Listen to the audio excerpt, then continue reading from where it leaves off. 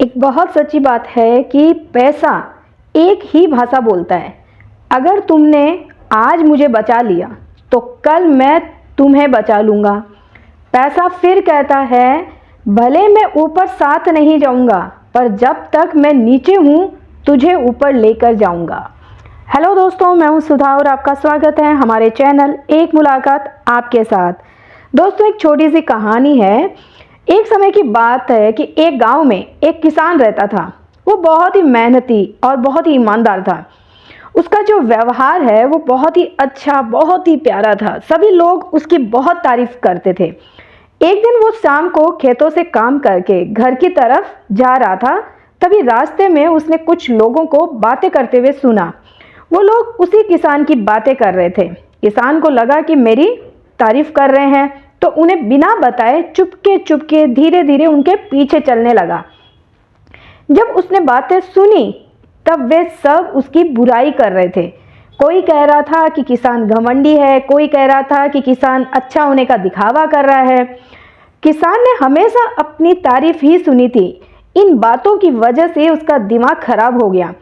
जब भी रास्ते में ऐसे कुछ लोग बातें करते तो उसे यही लगता कि ये सब मेरी बुराई कर रहे हैं, कोई तारीफ नहीं कर रहा, ये सब झूठी तारीफ कर रहे हैं। तो उसे यही लगता कि मेरी बुराई कर रहे हैं, मेरा मजाक उड़ा रहे हैं। थोड़ा समय बीतता गया। लोगों को लगने लगा कि किसान बदल ही गया है। किसान की पत्नी को भी उसका व्यवहार अच्छा नहीं लग रहा था। उसे भी उसमें बदलाव आ रहा था, मतलब उसमें चेंजिंग लग रही थी। उसने पूछा कि आजकल आप इतने परेशान क्यों रहते हो, क्या बात है, आप मुझे बताइए। किसान बहुत दुखी आवाज में सारी बातें उसने अपनी पत्नी को बताई। पत्नी ने थोड़ी देर सोचा और फिर कहा कि यहाँ पर गांव में एक सिद्ध महात्मा रहते हैं जो इस बात का हल जरूर निकाल देंगे। किसान की पत्नी ने कहा कि चलो हम इन सिद्ध महात्मा के पास चलते हैं और उन्हीं से समाधान पूछते हैं।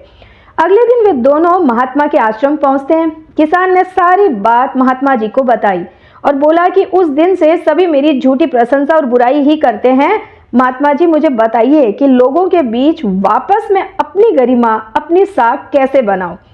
तो महात्मा जी ने थोड़ी देर उसकी बात सुनी और फिर कहा कि तुम आज मेरे आश्रम में ही रुको, कल बात करते हैं। किसान ने कहा ठीक है। जब रात को सोने का समय हुआ तो अचानक बहुत सारे मेंढकों की टर टर की आवाजें आने लगी। किसान बोला, महात्मा जी ये इतना शोर क्यों है। महात्मा ने कहा कि पीछे एक तालाब है पुत्र, उसमें बहुत सारे मेंढक जो है वो अपनी आवाजें निकाल रहे हैं रात के समय।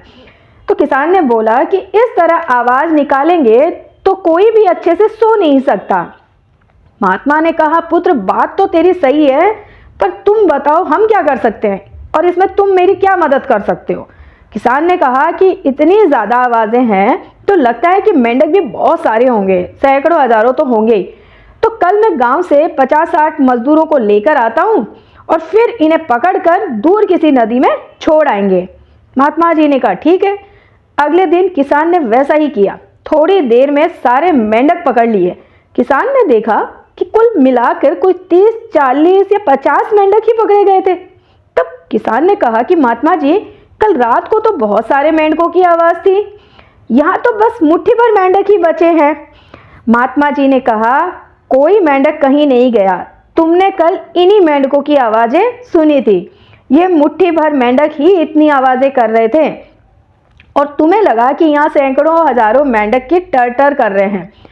बेटा, इसी तरह तुमने कुछ लोगों को अपनी बुराई करते हुए सुना, तब भी तुमने यही गलती कर बैठे। तुम्हें लगने लगा कि हर कोई तुम्हारी बुराई कर रहा है, हर कोई झूठी प्रशंसा कर रहा है, पर सच बात तो ये है कि बुराई करने वाले लोग मुट्ठी भर मेंढक के समान ही थे। इसलिए अगली बार किसी को अपनी बुराई करते हुए सुनो तो याद रखना ऐसे कुछ लोग होते ही हैं। और इस बात का भी याद रखना कि भले तुम कितने भी अच्छे क्यों ना हो, ऐसे कुछ लोग होंगे जो तुम्हारी बुराई भी करेंगे। किसान को जब अपनी गलती का एहसास हो जाता है वो पहले की तरह मस्त हो जाता है। दोस्तों, ये कहानी छोटी सी है पर हमें ये सिखाती है कि किसान की तरह हमें भी कुछ लोगों के व्यवहार को हर किसी के व्यवहार नहीं समझना चाहिए। अपनी जो सोच है वो सकारात्मक सोच के साथ अपना जीवन जीना चाहिए। हम कुछ भी कर लें, पर जो जीवन में कभी ना हो, कभी ऐसी समस्या जरूर आती है जो रात के अंधेरे में तो मानो ऐसा लगता है जैसे हजारों मेंढक कान में टर टर कर रहे हों, पर जब दिन के उजाले में जब उस समस्या का समाधान करते हैं तो वही समस्या बहुत छोटी हो जाती है। इसलिए हमें ऐसी परिस्थितियों में घबराने की बजाय उसका हल खोजने की कोशिश करनी चाहिए।